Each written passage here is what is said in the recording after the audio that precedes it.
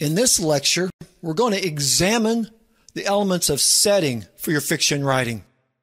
Setting is something you don't hear writers talk a lot about, but it is one of the most important elements in your fiction writing. And it's certainly an element that we should give attention to. Many good stories just would not work as well if they had been placed in a different setting than what they were originally written in. Take, for example, Robinson Crusoe. It would not have been near as an effective story if it had been set in a different location. Or take Christmas Carol. The setting in Dickens' Christmas Carol was very important to the success of the story. And years ago, they came out with a Western called The Tin Star and later made into a movie, which I believe they titled High Noon, which featured Gary Cooper.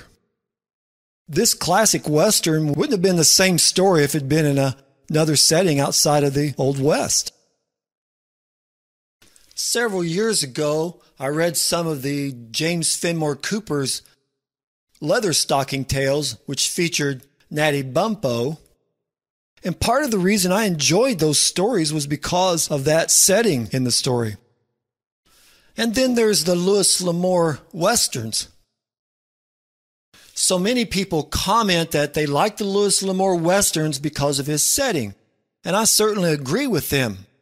And one of the reasons we liked that realistic setting was because Louis L'Amour did a lot of research. And he often visited the place where the story was supposedly taking place. And even though they were fiction stories, his settings were very realistic. So setting plays an important part in our fiction writing, and we should give special attention to it. The setting in a story sets the mood. And not only sets the mood, but it affects the way that we interpret our characters. And of course, the way that a character perceives the setting around him kind of identifies or defines the character. In fact, that's probably true of all of us. The way we see the world around us determines the kind of person we are. One person sees the glass half full, the next person sees the glass half empty. For example, a remote location in the wilderness certainly has different connotations than a story that takes place in a bustling city. And a romance story that takes place in a small town along the shore side is completely different than a romance story that takes place in an Amish community. So if it's an apple orchard, if it's the Old West, if it's a ship on the sea, if it's a futuristic story in outer space or science fiction, it's going to affect how the reader will interpret the story. And therefore, when you open the scene, the writers should help the reader orient themselves as soon as possible. That means the writer has to give some description at the outset to let the reader know where they are. And I believe that the best technique to place the reader is to give them little bits of information at a time. A well-chosen descriptive word here and there can go a long way to help orient the reader. Look at this example.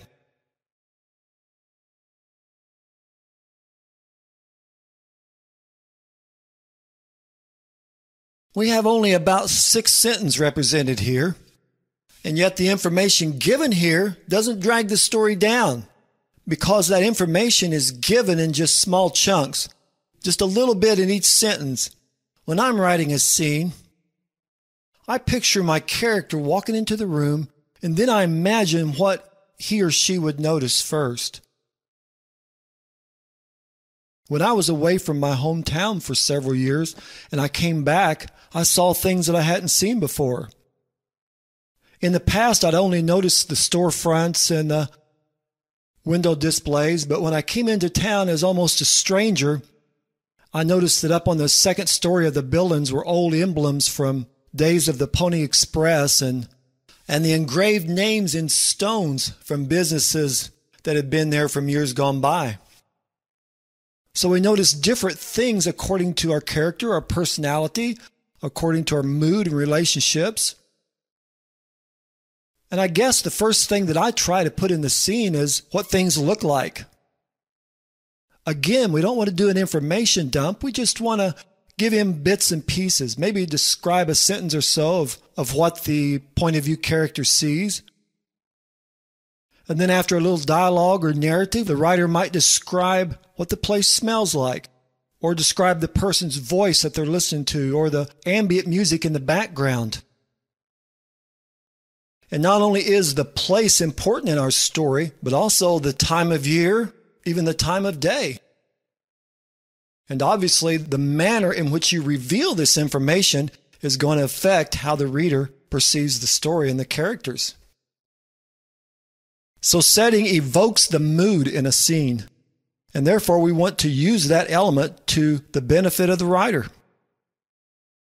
When I write a scene, I always go back and make sure that I've used at least one or two of the 5 senses in that scene.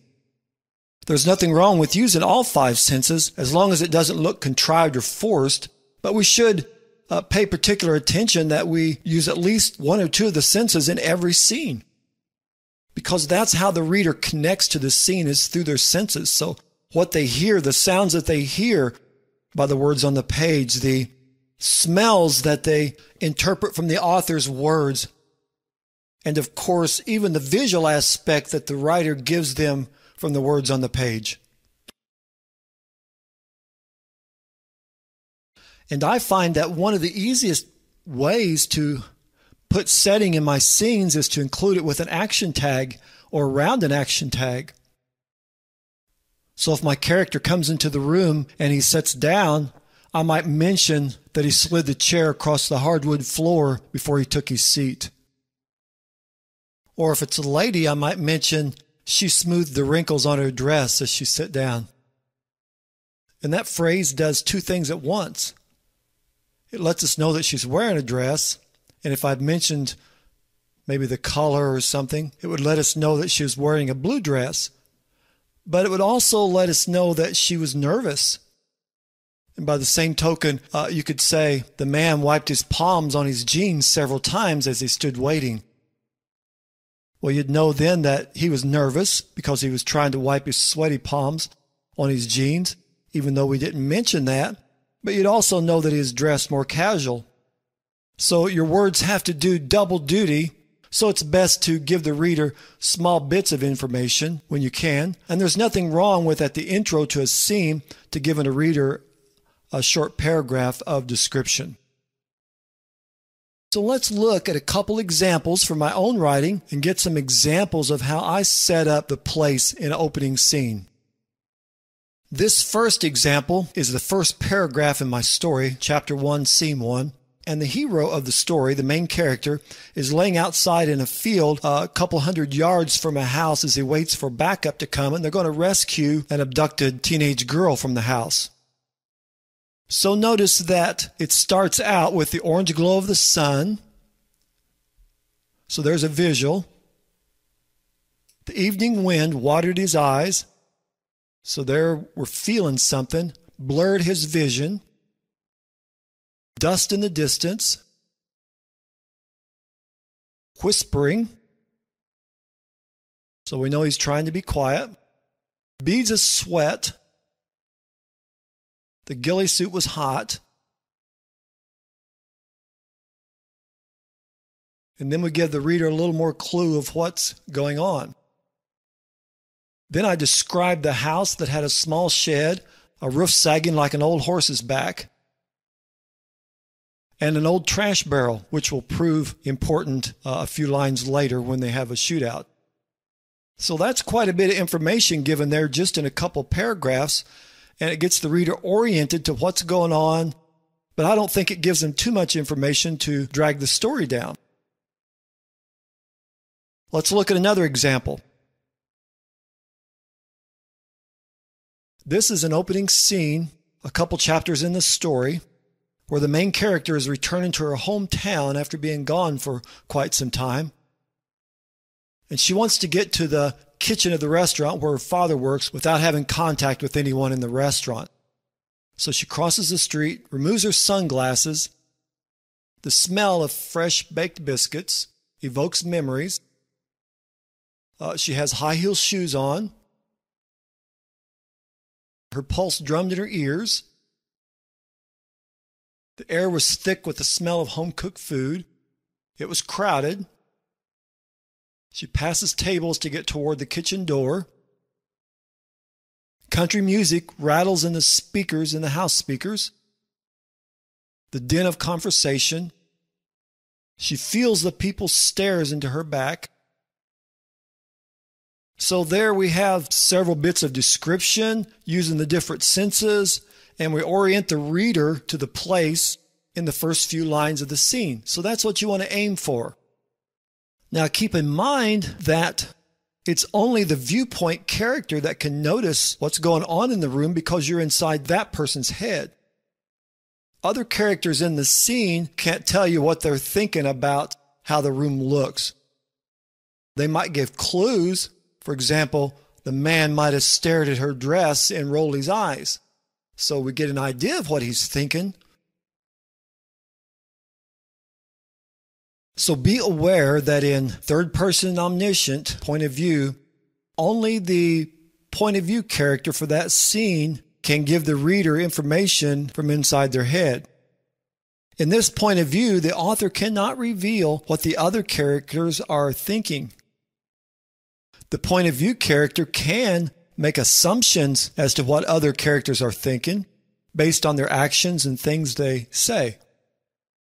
So be aware of your point of view character, that they're the one that portrays the information of the senses and what's being seen, the spatial area of the room, what's being seen, what's being felt, what's being heard. The only information we can get from the other characters in the scene is their responses. So we can make interpretations from their responses, but we can't know for sure what they're thinking or how they are interpreting what they see. Also, you have to decide as a writer how accurate you're going to be. Some writers feel like that the story's fiction, so I'm the god of the story and I can make my story, my setting, my place, in any place, anywhere, and with any rules that I want.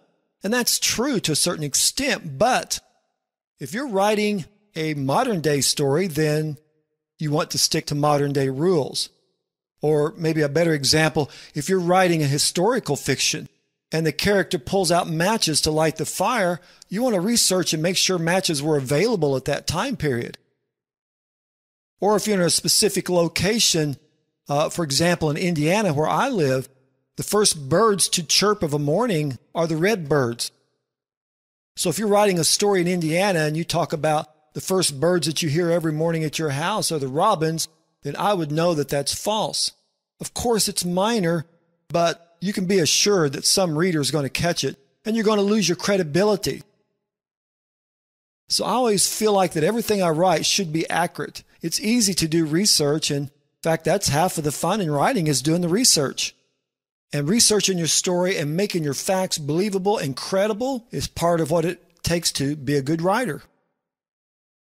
Even if you're writing about a place that you've never been, some authors say that they'll not write about a place that they haven't been because they want to be accurate. So it's best to research your area if you haven't been there. And in fact, as I said, some writers believe you shouldn't even write about the place unless you've actually been there. When I'm reading a historical fiction, I'm always interested in what things cost at that time. How much did they make wages in a day, and how much were they spending? And that's interesting to me, and I've researched it a lot. So if I read a story and they mention a price of something, then I know in my head pretty much if that's fairly accurate or not. Is it important? No. But again, it builds a credibility for you as a writer when you're accurate. And I've always had the mindset that I won't read the works of an author if he or she isn't accurate about their setting and their time period and their information that they're given. Because if I'm putting something in my brain, I don't want to be confused later on because I've read something that wasn't true. Are there times when you can fabricate things? Sure. If you're writing historical fiction, for example, and you have a famous character from history in your scene, you can't know exactly how the conversation went. You can't know what they said or even exactly how they responded. However, if you describe what they were wearing, the clothes that they were wearing, then yes, you could research that and you could know for sure what they were likely to have worn during that day. In fact, you should even go a step further and make certain that that character, let's say you're writing about Abraham Lincoln, make certain that the place, the setting where your story has taken place, the location, make sure that it was possible for Abraham Lincoln to be there. Otherwise, you'll lose credibility from your readers. What if your story is science fiction? What if you created your own world? Maybe it's a futuristic story in outer space. Then, of course, you can make up anything you want. However, you should be true to the genre. And when you create your world, you should keep detailed notes so that you don't contradict yourself. For example, if you have some special ray gun that is good for 10 shots, and you mention that in your story, then later on you want to make sure that you don't use that same ray gun to shoot more than 10 shots. Or again, you'll lose credibility with your reader. Another important point about setting is to avoid purple prose. Purple prose is writing that's extravagant and flowery, elaborate, and we want to avoid that. So instead of saying, he set the book down, the purple prose version would be, the short chubby man set the black-backed volume of ancient history onto the shiny walnut table. That's way too much. First off, we do not need that much information unless for some reason those details are important. Secondly, we should avoid using adjectives and use better nouns and verbs when possible. So do your best to avoid the purple prose. Details are very important, but you want to dribble the details in, like seasoning on a salad. We have to leave room for the reader's imagination. And doing so will help the reader to engage in the story. That's why I believe that a book is far better than a movie, because the movie lays it all out for you. You don't have to think at all. But in a book, you have this video going inside your head and you can create pictures and imagine what is not there. Another point worth mentioning about setting is it's possible at times to use stereotypes to your advantage. Typically, we avoid stereotypes, but there are times when we can use them to our advantage. Those opportunities might be far and few in between, but there are times when you might want to show the Walmart sameness to a room where your character enters, or you may want to show that a character is bland and uninteresting. And so you would make him a stereotype. And also these cardboard characters that just comes on to deliver pizza or drop off the mail, characters that really have no purpose. There's no reason they can't be the typical stereotype, and you can use that to your advantage. Most of the time you would take a stereotype and turn it on its head.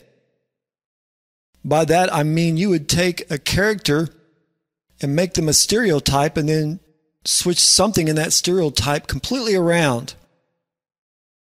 Maybe you want to show that a character is the typical soccer mom. She owns a neutral colored minivan.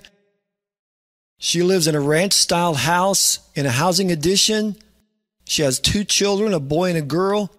But yet there's something odd about this stereotype because we learn in the story that in her earlier days, she was a prostitute. So that's something you wouldn't expect of the stereotypical soccer mom. And last of all, I want to point out what I call the shotgun principle. If you're describing a room in your story and you mention the shotgun that was stuck in the corner behind the sofa, really there should be a reason for you mentioning that. That shotgun should be important later on in the story because we don't want to waste the reader's time and we don't want to put too many red herrings out there to give them false hope. So when you mention something in detail, be sure that it's important.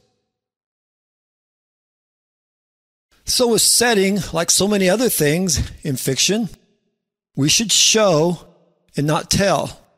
How do we do that? Well, instead of writing the house was big and extravagant, bring your point of view character into the scene. Have them to come through the door and call out, "Is anybody home?" And when there was no answer, they wander through the house or take several steps up the stairs and across the balcony. And by doing that, the reader will know that, wow, this must be a big house. So let's review. First, we looked at how setting can affect the mood or the tone of your story. Because how we interpret the world around us reflects who we are inside. Point number 2, remember to introduce the setting as early as possible in the scene. Give the reader something to help them orient themselves or place themselves in the scene, whether it's a visual, an audio, whether it's something they see or something they hear. Try to use at least one of the senses in a scene, preferably at least 2 or 3. I take this so seriously that I keep an Excel spreadsheet that shows which sense I used in each scene. In fact, the Excel spreadsheet shows several things. It helps me to keep track of what day I'm in and what time. I have a row for what emotion was used. And then when I go back and revise my story, I can make sure that I have a balance and have a rhythm. Remember that we can only know the thoughts of the point of view character. In third person, omniscient, which is the most popular point of view for our society, the reader can only see inside of one person's head at a time. Skilled writers can switch point of view in the middle of a scene, but most of us aren't that skilled, so it's best to stick to one point of view per scene. Research everything in your story to make sure they're accurate and true. It'll build the credibility of the writer. Also, avoid purple prose. Flowery, extravagant writing has no place in serious fiction. Avoid stereotypes unless you can use them to your advantage. And when you do, have a reason, have a plan. Have a reason for choosing the stereotype that you've chosen. There's one last thing that I'd like to bring to you before I close out here, and I'll try to do this very quickly. If you're serious about fiction writing, and I believe you are or you wouldn't be here, then one of the things that you can do to accelerate your growth in fiction writing is to find an author that you like to read and go through and highlight, let's say in pink, all of the emotions that were used in a scene. Then go back and use, say, a green highlighter. It doesn't matter what color. I use green. Use a green highlighter for description and highlight just where the author had description. And you can do this for several things. For example, dialogue could be blue. I use a red pen for the action tags. And then after you've finished these different things, you can do one at a time. Do several scenes of your favorite author, maybe just of description, and see how much description that author puts in there. I learned that the stories that I liked, that there was about a 40 to 60% relationship between dialogue and narrative. I understand that all authors are going to be different, but the authors I liked, when I looked at it and analyzed it, I discovered they used about 40% dialogue to 60% narrative and description. Since I like that, that's what I tried to put in my novel. So after you've highlighted, say, dialogue, go back to your own novel, do the same thing. Highlight how much dialogue you have and how much narrative you have. And then compare it. Do you have 40% dialogue and 60% narrative? I think beginning writers tend to have way more narrative than they do dialogue, and actually dialogue is what most people like to read in stories. If you're like me and many readers, when you come to long stretches of narrative, you just kind of zoom down and skip over that. and go straight to the next dialogue, especially if it's long chunks of narrative, because we like to read dialogue, and dialogue, of course, gives more white space on the page. It makes it seem more interesting and it moves faster. So see what you like by your favorite author, then go back and see how much dialogue you're using in your story. Do the same thing with description. See how much description your favorite author puts on the page, and then go back in your story and see how much description. Here's an example on the screen of one of my stories. I can't use other authors' stories for copyright reasons, but I can give you an example of my own. And this will help you. This will help you improve your writing at a very fast pace. And of course, you don't have to do the whole novel. There's nothing wrong with doing the whole novel, but do several different books that you like, maybe from different authors, and see what you like and keep track of it, and then see how that compares to your own writing. I found that I wasn't using enough visceral responses, which I've highlighted in pink.